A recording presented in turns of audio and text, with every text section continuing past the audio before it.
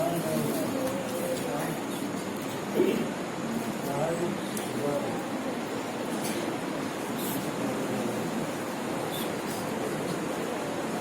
حول ولا قوة إلا بالله العلي العظيم.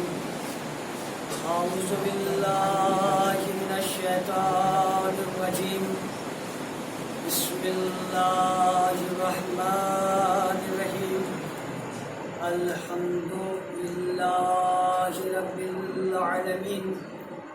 الصلاة والسلام على صاحب الدعوة النبوية وصالة الحيدرية والعصمة الفاطمية والعلم الحسنية والشجاعة الحسينية والعبادة السجادية والماسل الباقرية والآثار الجعفرية والعلوم الكاظمية والحجج الرشدية والجواد التقوية والنكات النكوية والهيبة العسكرية والخيبة الإلهية أبي القاسم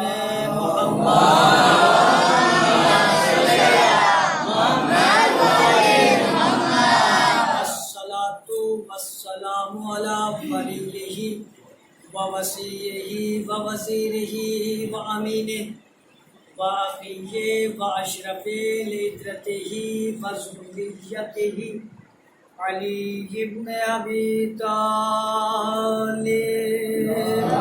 اللهم صل على محمد وآل محمد على كل غالب مطلوب بكل طالب.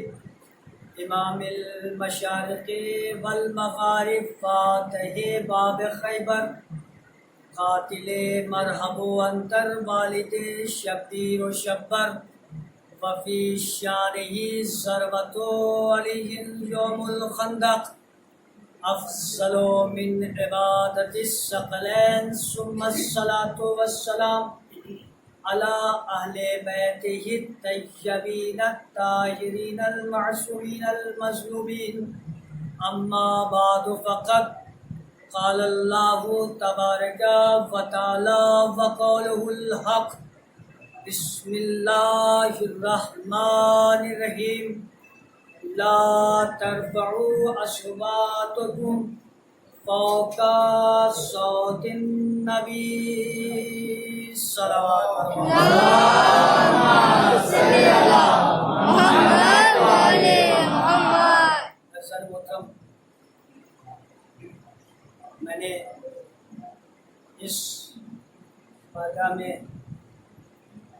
جس آیت کریمہ کو اپنا سرنامہ سخن قرار دیا، یہ قرآن مجید کی بہت ہی مشہور اور معروف آیت ہے،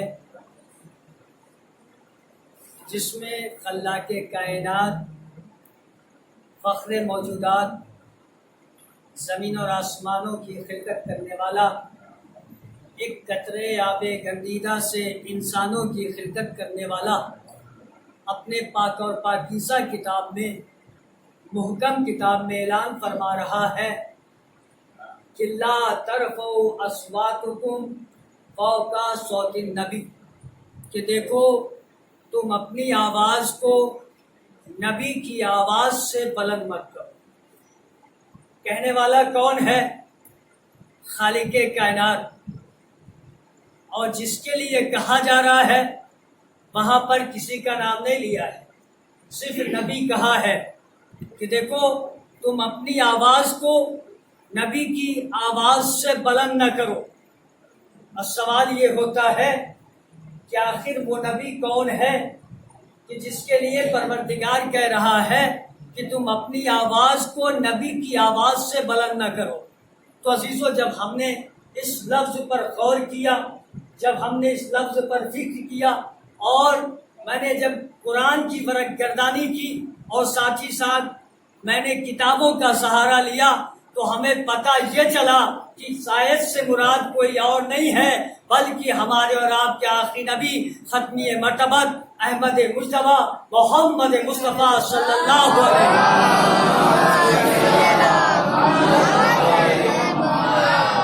جن کے لیے پروردگار نے کہا، اور کس سے کہا؟ یہ بھی ایک سوال ہے۔ پروردگار کہنے والا اور وہ نبی جس کے لیے کہا کہ تم اپنی آواز کو نبی کی آواز سے بلند نہ کرو، وہ ہمارا آخری نبی۔ لیکن یہ پروردگار نے کہا تو کس سے کہا؟ قرآن نے اگر کہا تو کس سے کہا؟ تو عزیزو، اس کے ذیل میں بھی آپ کو میں یہ بات بتا دینا چاہتا ہوں کہ یہ کسی اور سے نہیں کہا ہے پروردگار نے، بلکہ جب بھی قرآن مخاطب ہوا ہے تو یا تو مومنین سے مخاطب ہوا ہے یا تو مسلمانوں سے مخاطب ہوا ہے۔ یہاں پر پروردگار مومنوں سے مخاطب ہے، قرآن مجید مومنوں سے مخاطب ہے۔ کیا مخاطب ہے؟ کہ دیکھو تم اپنی آواز کو نبی کی آواز سے بلند مت کرو۔ کیوں نہ کرو؟ اس لیے کہ وہ تم جیسا نہیں ہے۔ توجہ چاہتا، وہ تم جیسا نہیں ہے، وہ تم سے بہتر ہے۔ اب جملہ سنیے گا، وہ تم جیسا نہیں ہے، وہ تم سے بہتر ہے۔ اس کی آواز تم سے بہتر، اس کا انداز تم سے بہتر، اس کا مقام تم سے بہتر، اس کا کلام تم سے بہتر۔ توجہ فرمائیے گا، اس کا مقام تم سے بہتر، اس کا کلام تم سے بہتر، اس کی جلوت تم سے بہتر، اس کی خلوت تم سے بہتر، اس کے افکار تم سے بہتر، اس کے رشتہ دار تم سے بہتر۔ نہیں توجہ فرمایا آپ نے، اس کے رشتہ دار تم سے بہتر، اس کی تصدیق تم سے بہتر، اس کی تخلیق تم سے بہتر۔ یاد رکھنا، اس بات پر تم دھیان دینا، اپنے لفظ کو غور کر لینا کہ میرا یہ نبی وہ ہے جو کلام بھی کرتا ہے تو تمہارے جیسا کلام نہیں کرتا، بلکہ جب میں چاہتا ہوں تب یہ کلام کرتا ہے۔ ایک صلوات پڑھے محمد۔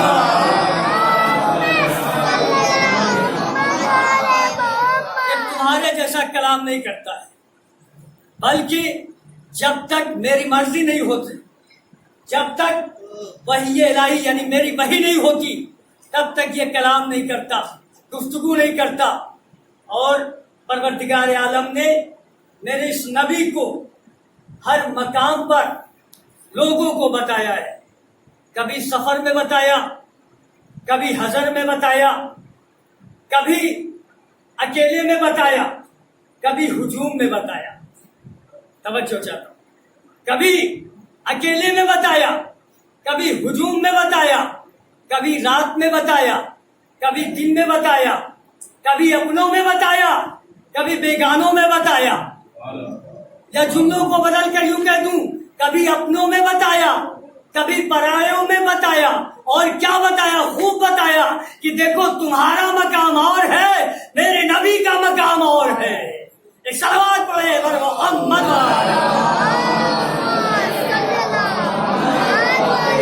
تمہارا مقام اور ہے، میرے نبی کا مقام اور ہے۔ اور اسی لیے میرے نبی نے بھی ارشاد فرمایا، کہا سنو، میری معرفت چاہتے ہو تو سنو، میں کون ہوں، مجھے پہچانو۔ میں کون ہوں؟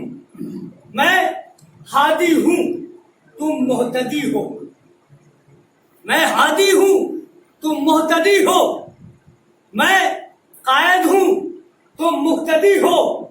میں اعلیٰ ہوں، تم ادنا ہو۔ میں اعلیٰ ہوں، تم ادنا ہو۔ میں افضل ہوں، تم مفضول ہو۔ میرے قدم کعبہ و قوسین تک ہے، تمہارے قدم میرے دہلیز تک ہے۔ میں توجہ فرمایا آپ نے، میرے قدم کعبہ و قوسین تک ہے، تمہارے قدم میرے دہلیز تک ہے۔ اور سنو، میں تو وہ ہوں جب عرش اعظم پر پہنچا، عرش اعظم پر پہنچا تو میں نے یہ سوچا کہ میں اپنی جوتی کو اتار دوں. اللہ کا حکم آیا, اے میرے حبیب یہ عرش اعظم تو صحیح ہے لیکن تمہیں جوتی اتارنے کی ضرورت نہیں ہے, بلکہ تو جوتی سمیت آ جا تاکہ دنیا والوں کو دکھا دے کہ جب دنیا تیرے جوتی کا مقابلہ نہ کر سکی تو تیرے حال کا کیا مقابلہ کرے گی. ایک صلوات پڑھے بر محمد.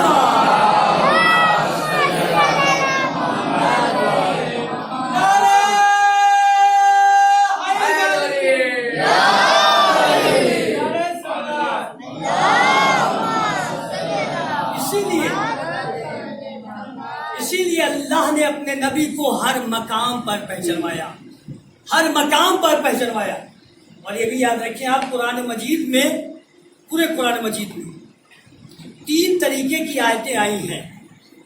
پہلی مرتبہ میں آپ کے سامنے عرض کرنا چاہتا ہوں, کیونکہ ہمارے ہمسین, ہمارے بچے اس مجلس میں موجود ہیں, ان کی علم کی زیادتی کے لیے میں یہ بات کہنا چاہتا ہوں. قرآن مجید میں 3 طرح کی آیتیں ہیں. پہلا آیات مقطعات, پہلا مقطعات, دوسرا متشابہات اور تیسرا محکمات. اب یہ بتائیے کہ کیا عقیدہ کس چیز سے بنتا ہے؟ کیا مقطعات سے بنتے ہیں, کیا متشابہات سے بنتے ہیں, کیا محکمات سے بنتے ہیں؟ تو جواب صرف یہی ہے کہ دیکھو, عقیدہ متشابہات سے نہیں بنتا, عقیدہ مقطعات سے نہیں بنتے. عقیدہ اگر بنتا ہے تو محکمات سے بنتے ہیں. اب بچے سوچ رہے ہوں گے کہ یہ مقطعات کیا ہے, متشابہات کیا ہے, محکمات کیا ہے. سنیے, یہ بھی سن لیں آپ. مقطعات کیا ہے؟ مقطعات وہ حروف ہیں کہ جس کے معنی کو صرف اللہ جانتا ہے یا اس کے معصومین جس کو اللہ نے اپنا وصی بنا کر بھیجا ہے, جس کو اپنا ولی بنا کر بھیجا وہ جانتا ہے. حروف مقطعات کون کون پڑھے ہوں گے آپ بھی, لیکن بتا دینا چاہتا ہوں. مقطعات جیسے الف لام میم, یاسین, طٰہٰ, کاف, را, الف, الف لام میم, یہ سب کیا ہے؟ حروف مقطعات. اس کو سمجھنے کے لیے جب تک ہم اہل بیت کا سہارا نہیں لیں گے ہمارے سمجھ میں آنے والے نہیں. اب آئیے متشابہات. متشابہات کیا؟ متشابہات وہ ہے کہ جس کے معنی کو یا تو صرف اللہ جانتا ہے, اس کا رسول جانتا ہے, یا جن کو اللہ نے اپنا نمائندہ منتخب کیا ہے وہ جانتا ہے. لیکن محکمات کیا ہے؟ محکمات وہ لفظ ہے, وہ ہے کہ جس کو آپ بھی جانتے ہیں, ہم بھی جانتے ہیں. ترجمہ کیا, آپ فوراً سمجھ گئے اس کا ترجمہ یہ ہے, تو آپ سمجھ گئے, اس میں کسی کا سہارا ہم نے نہیں لیا.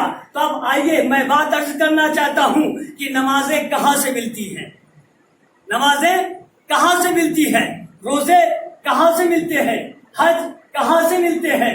تو سنیے آپ, نماز آیات محکمات سے, روزے آیات محکمات سے, امامت آیات محکمات سے, توحید آیات محکمات سے, نبوت آیات محکمات سے, نماز آیات محکمات سے. بس آخری جملہ سنیے, امام بھی اگر ملتا ہے تب بھی آیات محکمات سے, امام کا دشمن بھی ملتا ہے تب بھی آیات محکمات سے. ایک صلوات پڑھے محمد و آل محمد. اور اگر دنیا آیات محکمات کو سمجھ لے تو پھر اسے پریشان ہونے کی ضرورت نہیں ہے, اسے کسی اور کے دروازے پر جانے کی ضرورت نہیں ہے. کیوں؟ اس لیے کہ اس دروازے پر ہر چیز موجود ہے. جس چیز کی خواہش آپ کو ہے اس دروازے پر آ جائیے, سب مل. یہی وجہ ہے کہ ہمارے اور آپ کے آخری نبی محمد مصطفیٰ صلی اللہ علیہ وسلم کے پاس شام کی ایک ملک ہے جہاں کے کچھ لوگ نبی کے پاس آئے, اور آئے تو کس لیے آئے؟ ایک مسئلہ معلوم کرنے کے لیے کہ یہ بتائیے کہ آپ کا وسیع کون ہے. توجہ چاہتا ہوں. شام کے لوگ آئے نبی کے پاس, سوال کیا کیا, یہ بتائیے آپ کا وسیع کون ہے. اور ہمارے یہاں ہمارے جو وسیع, ہم جن کو ہم اپنا نبی مانتے ہیں, ان کا جو وسیع ہے وہ سام تھا. اور سام کون ہے؟ یہ جناب نوح کے بیٹے, جناب نوح کے 3 بیٹے, حام, سام, یافس. لیکن جناب نوح نے اپنا وسیع جسے منتخب کیا تھا وہ جناب سام تھے. شام نہیں ہے, سام ہے, سین الف میم, سام. جناب سام کو وسیع منتخب کیا. کہا ہمارے نبی نے سام کو وسیع منتخب کیا تھا, ذرا ہمیں اتنا بتا دے کہ آپ نے اپنا وسیع کسے منتخب کیا ہے. عزیزان محترم, ابھی یہ گفتگو ہو رہی تھی شام کے لوگوں میں اور ہمارے نبی میں, یہ گفتگو ہو رہی تھی کہ ایک مرتبہ لوگوں نے کیا دکھا کہ آفتاب امامت مولائے کائنات حضرت علی ابن ابی طالب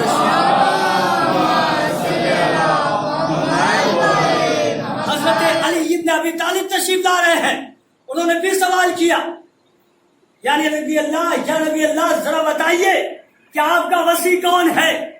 نبی نے ارشاد فرمایا, دیکھو پوچھ بھی رہے ہو دیکھ بھی رہے ہو, پوچھ بھی رہے ہو دیکھ بھی رہے ہو. دیکھو جو سامنے آ رہا ہے نا, یہی میرا وسیع ہے. کہا اچھا یہ آپ کا وسیع ہے؟ کہا ہاں. ایک مرتبہ چہرے کو دیکھا, سر سے لے کر کے پیر کو دیکھا, پیر تک دیکھا. دیکھنے کے بعد نبی کی طرف متوجہ ہو. کہا یہ آپ کے وسیع ہے؟ کہا ہاں یہ ہمارے وسیع ہے. رسول نے سوال کیا, اچھا یہ بتاؤ تم یہ سوال کر کیوں رہے ہو کہ یہ ہمارے وسیع ہے, کیوں سوال کر رہے ہو؟ کا مسئلہ یہ ہے کہ ہمارے نبی کے وسیع جو سام تھے ان کا زمانہ بہت سال گزر گیا, وہ ان کا زمانہ گزر گیا ہے, اب وہ اس دنیا میں نہیں ہے. ہم یہ چاہتے ہیں کہ وہ اگر ہمارے سامنے آ جائیں, وہ اپنے کتاب کی یعنی میرے کتاب کی تلاوت کریں تو ہمارے ایمان میں اور زیادہ اضافہ ہو. رسول نے پوچھا پھر چاہتے کیا ہو؟ کہا اگر یہ آپ کے وسیع ہے تو اگر یہ ہمارے نبی کے وسیع کو زندہ کر دے تو ہم ایمان بھی لے آئیں گے, مسلمان بھی ہو جائیں گے. توجہ, ایمان بھی لے آئیں گے, مسلمان بھی ہو جائیں گے. نبی نے کہا بس اتنی سی بات, اتنی چھوٹی سی بات. کہا جناب آپ کے لیے چھوٹی سی بات ہے, ہمارے لیے تو بہت بڑی سی بات ہے, ہمارے لیے بہت بڑی بات ہے. کہا اچھا ٹھیک, ذرا ان سے کہو. مطلب ہاتھوں کو جوڑ کر کہنا ہی چاہتے تھے کہ میرے مولا نے کہا خاموش ہو جاؤ, اس لیے کہ جو نبی کا وسیع ہوتا ہے اسے کائنات کا علم ہوتا ہے. نہیں توجہ فرمایا آپ نے, جسے جو نبی کا وسیع ہوتا ہے اسے کائنات کا علم ہوتا ہے. ایک مرتبہ مسکرا کر کے میرے مولا نے ان شامیوں کو دیکھا, دیکھنے کے بعد کہا, شام کے لوگوں کو دیکھا, دیکھنے کے بعد کہا یہ بتاؤ جتنے مردے زمین میں دفن ہے ان سب کو زندہ کرنا ہے یا ایک آدمی کو زندہ کرنا ہے؟ کہا نہیں, پورے کو نہیں, صرف ایک کو زندہ کرنا ہے, اور وہ بھی ہمارے نبی کے وسیع کو. عزیزان محترم, میرا مولا ان شام کے لوگوں کو لے کر کے ایک قبر کے قریب آئے, ایک قبر کے قریب آئے, اور آنے کے بعد صرف ایک جملہ کہا, اور وہ جملہ تمام مومنین کو یاد ہوگا. وہ کیا؟ میرے مولا نے قبر پر کھڑے ہو کر کے ایک جملہ کہا کہ کم بے اذنی یا عبداللہ, اے اللہ کے بندے اٹھ کھڑا ہو جا, زندہ ہو جا. ابھی میرے مولا کے جملے ختم نہیں ہونے پائے تھے کہ ایک شخص نورانی شخص والا زمین سے اٹھا, مٹی کو جھاڑتا ہوا اٹھا, اور ایک جملہ اس نے کہا, السلام علیکہ یا امیر المومنین یابن علی ابن ابی طالب. ایک صلوات پڑھیں.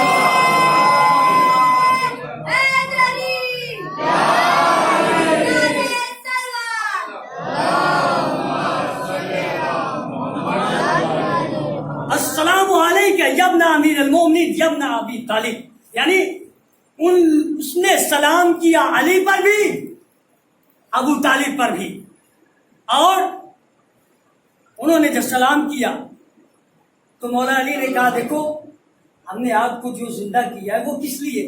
آپ کی یہ قوم شام سے آئی ہوئی ہے، آپ کچھ صحیفے اپنی کتاب میں سے ان کو سنا دیجیے۔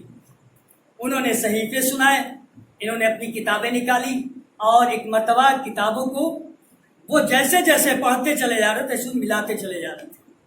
جب پوری طریقے سے وہ پڑھ چکے تو ایک مرتبہ وہ مولا کی طرف متوجہ ہوئے، کہا کہ مولا اب آپ ایسا کریے کہ آپ نے وہ معجزہ دکھا دیا جو ہم دیکھنا چاہ رہے تھے۔ وہ معجزہ آپ نے دکھا دیا کہ ایک مردے کو زندہ کر دیا، ایک مردے نے زندہ ہونے کے بعد قرآن کی تلاوت کی، اپنی کتاب کی تلاوت بھی کر دی۔ لہذا اب ہم یہ چاہتے ہیں کہ آپ ہمیں کلمہ پڑھوا دیجئے، ہم مسلمان ہو جائیں۔ آپ ہمیں کلمہ پڑھوا دیجئے، ہم مسلمان ہو جائیں۔ عزیزان محترم، نبی نے کلمہ یہاں پر نہیں پڑھوایا بلکہ میرے مولا نے کلمہ پڑھوایا، اور کس انداز میں کلمہ پڑھوایا؟ کہہ دے لا الہ الا اللہ محمد الرسول اللہ علی ولی اللہ۔ عزیزوں، میرے مولا چاہتے تو صرف اپنا کلمہ پڑھوا لیتے، لیکن نہیں، اپنا کلمہ نہیں پڑھوایا بلکہ اللہ کا بھی کلمہ پڑھوایا، محمد کا بھی کلمہ پڑھوایا۔ ایک صلوات پڑھے محمد۔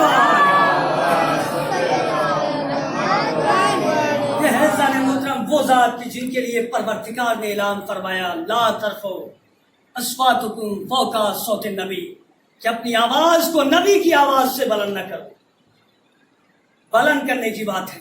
اگر نبی کاغذ و کلام اور دعوات مانگے، نبی دعوات و قلم و کاغذ مانگے تو پھر کیا چاہیے تھا؟ لوگوں کو دے دینا چاہیے کہ نبی قلم و دعوات مانگ رہا، دے دو۔ لیکن لوگوں نے کیا کہا کہ معاذ اللہ نبی کو ہذیان ہو۔ ایسے لوگوں پر خدا کی قسم جب تک دنیا باقی رہے گی تب تک لعنت پڑتی رہے گی جنہوں نے نبی کو ہذیان کہا۔ اور عزیزان محترم، وہ نبی جو دین اسلام کو پہنچانے کے لیے بڑی زحمتیں اٹھائیں، بڑی تکلیفیں اٹھائیں، کم سے کم لوگوں کو چاہیے تھا کہ نبی نے جب قلم و دعوات مانگا ہے تو لوگوں کو دے دیتے۔ لیکن صرف یہی نہیں، قلم و دعوات بھی نہیں دیا بلکہ نبی کی آنکھ بند ہوتے ہی نبی کی بیٹی فاطمہ زہرا جس کا نام تھا، جن کے اوپر جلتا ہوا دروازہ گرایا۔ بس عزیزوں، یہ تو ربط مصائب کے جملے تھے جو میں نے آپ کے سامنے عرض کیے۔ بی بی فاطمہ زہرا رسول کے اکلوتی بیٹی تھی نا، چاہتے تو رسول کے اکلوتی بیٹی کو سر آنکھوں پر بٹھاتے، لیکن کیا ان کے اوپر جلتا ہوا دروازہ۔ اور یہی نہیں بلکہ علی کے گلے میں رسی کا پھندا بھی ڈالا گیا، حسن مجتبیٰ کو زہر دغا سے شہید بھی کیا گیا، اور رسول کا ایک نواسا جسے حسین کہا جاتا ہے، جسے مدینے میں رہنے نہ دیا۔ عزاداروں، حسین کا نام آیا، آپ بے چین ہو گئے، آپ کا دل تڑپ اٹھا کہ یہ حسین کون ہے؟ یہ حسین وہ جس نے اپنے وطن کو ترک کیا اور 2 محرم کو وارد کربلا ہوئے۔ عزیزوں، میں نے صبح سے لے کر کے شام تک 1-2 جگہ میں نے عرض بھی کیا مسائل میں کہ خیمے نصب ہو گئے، لیکن عزیزوں جب خیمے نصب ہو گئے نا، جب تھوڑا سا وقت ہوا، ایک مرتبہ امام علیہ السلام یعنی ہمارے تیسرے امام ایک مرتبہ گنج شہیدہ کا معائنہ کرنے کے لیے نکلے۔ ابھی چند قدم چلے تھے، امام اکیلے چلے تھے، جب آگے بڑھے تو ایک مرتبہ محسوس کیا کہ کوئی پیچھے آ رہا ہے۔ مڑ کر دیکھا تو کیا دیکھا؟ ہلال چلے آ رہے ہیں۔ کہا ہلال تم؟ کہا مولا میں نہیں چاہتا کہ آپ کو ہم تنہا چھوڑیں، میں نہیں چاہتا کہ میں آپ کو تنہا چھوڑوں۔ کہا کیوں، کیا بات ہے؟ کہا مولا میں دیکھ رہا ہوں کتنا بڑا لشکر ہے، اتنا بڑا ہجوم ہے، وہ آپ کے خون کے پیاسے ایسا نہ ہو کہ لوگ آپ کو اپنے نرگے میں لے کر آپ کو شہید کر دے۔ مولا میں نہیں چاہتا کہا اچھا ہلال اگر آ گئے ہو تو آؤ میرے ساتھ آؤ۔ ہلال مولا کے ساتھ ساتھ چل رہے ہیں۔ عزیزوں بس جملہ سنیے گا، یہ مصائب کے جملے ہیں، جملہ سن لیجئے گا، رونے کے لیے کافی ہے۔ میرا مولا چل رہا ہے، ہلال بھی ساتھ ساتھ ہے۔ میرا مولا بتاتا جا رہا ہے ہلال تمہیں معلوم ہے کہ یہ کون سی جگہ ہے؟ اسے گنج شہیدہ کہتے ہیں۔ اور ایک مرتبہ انگلی سے اشارہ کیا نہر فرات کی طرف، کہا ہلال معلوم ہے وہ جگہ کون سی جگہ ہے؟ ہلال کہتے مولا مجھے نہیں معلوم، آپ بتائیے۔ عزیزوں بس مولا نے بتانا شروع کیا، اے ہلال وہ نہر فرات دیکھ رہے ہو نا، وہاں پر میرے بھیا عباس کے دونوں بازو قلم ہوں گے، وہاں پر میرے عباس کے دونوں بازو قلم ہوں گے۔ اے ہلال یہ گنج شہیدہ، یہاں پر میرا بیٹا علی اکبر اپنے سینے پر برچھی کا پھل کھا کر سوئے گا۔ اور دیکھو یہ مقام دیکھ رہے ہو نا، یہ وہ مقام ہے جہاں پر میں اپنے ششمائے علی اصغر کو اپنی آغوش میں لے کر میدان میں آؤں گا۔ ہرملا اپنے تیرے سے شعبہ سے میرے بچے کا کام تمام کر دے گا، شہید کر دے گا۔ آزادار و تاریخ لکھتی ہے کہ ہلال کو امام بتاتے چلے جا رہے ہیں، امام بتاتے چلے جا رہے ہیں، لیکن ہلال ہے۔ ایک مرتبہ حسین نے پوچھا ہلال میں تم سے کچھ گفتگو کر رہا ہوں، میں تم سے کچھ بات کر رہا ہوں، لیکن تم جواب نہیں دے رہے ہو۔ ہلال کیا ہو گیا؟ ہلال کبھی اپنے دائیں طرف دیکھ رہے ہیں، کبھی بائیں طرف دیکھ رہے ہیں۔ ایک مرتبہ امام تڑپ گئے، اے ہلال کیا ہو گیا؟ کیا ہو گیا؟ تم میری گفتگو کو کیوں نہیں سن رہے ہو؟ ایک مرتبہ ہاتھوں کو جوڑ کر کہتے مولا میں آپ کی سب بات کو سن رہا ہوں، لیکن اس بیابان میں، اس دشت میں ایک بیوی کی رونے کی آواز میرے کانوں تک ٹکرا رہی ہے، جو کہہ رہی ہے ولدی حسین، اتشا حسین، میرا بیٹا حسین، میرا پیاسا حسین۔ ادادارو حسین چڑھ گئے، آواز ہلال، ارے تمہیں پتا نہیں یہ کوئی اور نہیں ہے، ارے یہ ہماری دکھیاری ماں فاطمہ زہرا جو ہم سے پہلے اس مقام پر آ گئی، ہمارے قتل کی جگہ کو اپنے بالوں سے صاف کر۔ انا للہ و انا الیہ راجعون۔ پروردگار تمام مومنین مومنات جہاں جہاں بھی ان کی جان مال عزت ناموس کی حفاظت فرما۔ پروردگار ہماری ناسوں کو رومال زہرا میں جگہ عنایت فرما۔ پروردگار تمام ماتمدار امام حسین علیہ السلام جہاں جہاں بھی ان کی جان مال عزت ناموس کی حفاظت فرما۔ پروردگار ذیشان بھائی کی اہلیہ ایڈمٹ ہیں، پروردگار ان کے لیے یہ دعا کر رہا ہوں کہ پروردگار دعا یہ ہے کہ انہیں جلد از جلد صحت و قوت اور ان کی بیماری کو دور فرما۔ پروردگار کرونا سے تمام مومنین مومنات کو محفوظ فرما۔ پروردگار جس طریقے سے جہاں جہاں بھی فرش عذاب بچتا تھا، پروردگار اسی طریقے سے امام حسین علیہ السلام کا فرش عذاب بچھے، ہم مولا کے چاہنے والے اسی طریقے سے ماتم بھی کر سکیں، گریہ بھی کر سکیں۔ اور آخر میں دعا یہ ہے کہ ہمارے اس امام کو جسے جو وقت کا امام ہے، جو خون حسین کا بدلہ لینے والا ہے، جس کا نام امام مہدی ہے، ہم دعا کرتے ہیں پروردگار جلد از جلد اس کے ظہور میں تعجیل فرما اور ہم تمام مومنین کو ان کے ناصرین میں شمار فرما۔ ربنا تقبل منا انک انت السمیع العلیم۔ ماتم حسین۔